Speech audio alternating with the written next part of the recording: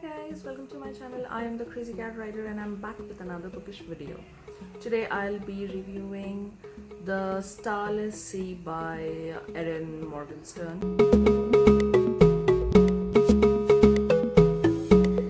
Okay, so before I start the review, let me just give you a quick background of why I was expecting a lot from this book. I read The Night Circus, I guess 2 years ago, and I absolutely fell in love with that book because that book was absolute magic. The writing was beautiful, the characterization was just out of the world, and the concept was just so unique about the moving circus and the secret society kind of a thing. Okay, so I'm not gonna spoil the book for the people who haven't read yet, but yes, I absolutely fell in love with The Night Circus, and I don't think that I have read anything like that till now, and I'm never ever gonna read anything like that again. But obviously when the Starless Sea came out, I thought, oh my god, Erin Morgenstern's second book is out now, so obviously it has to be as magical as The Night Circus. Obviously, like, I was just so sure about it. So yeah, I simply took the book and dove right into it. At the new year, I wanted it to be my first read of 2020 because I really wanted to start the year with something truly magical, you know. So I started the book. I actually didn't even read the blurb before starting the book because I was just so confident about, and this book is just gonna be full of magic. It was an average read for me, and I was obviously very disappointed because it is a big book. It's like good thick book. 400 pages plus book, and I did not like the book. Normally, obviously, it would have made for an average read, more than an average read, but because I had so much expectations, so many expectations from it, and because it was written by Erin Morgenstern, I obviously was disappointed when I read this book. So I think the writing was overdone. Something that worked for the author in the first book did not really work for her in the second book, which is overdoing it. The phrases were sometimes confusing. Sometimes I had to read the lines a couple of times. I thought maybe just I wasn't getting it or anything. But then I did read the reviews and I found out that there is a very tiny minority of people who feel the same way that I do, and even they found the same things annoying and irritating, and just they were just coming in the way of reading, and it wasn't a very pleasant experience for us. So I then felt better.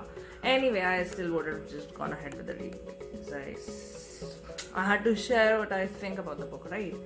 So anyway, the book did not work for me. The characterization was absolutely bad, I would say. I never say this for any book, but after the characterization of The Night Circus, I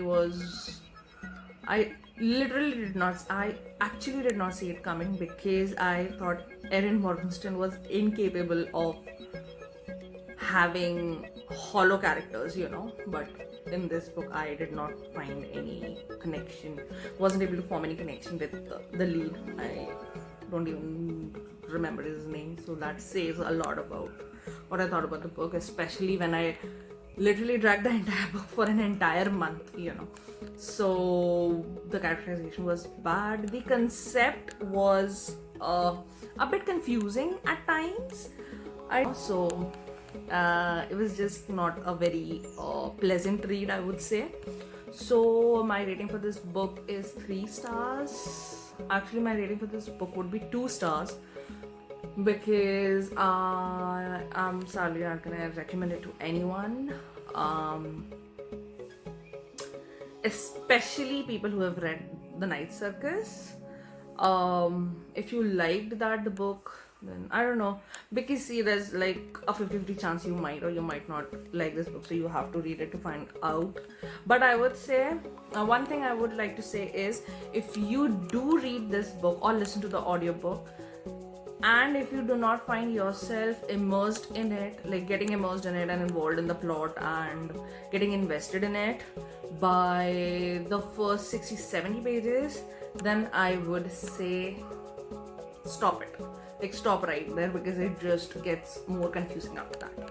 So if the book hasn't hooked you by 60-70 pages, which is generally my rule of deciding if I want to continue the book or not, but I went against my own rule with this book because it was by an author I loved. So I rate this book 2 stars, and I really wish it wasn't this bad.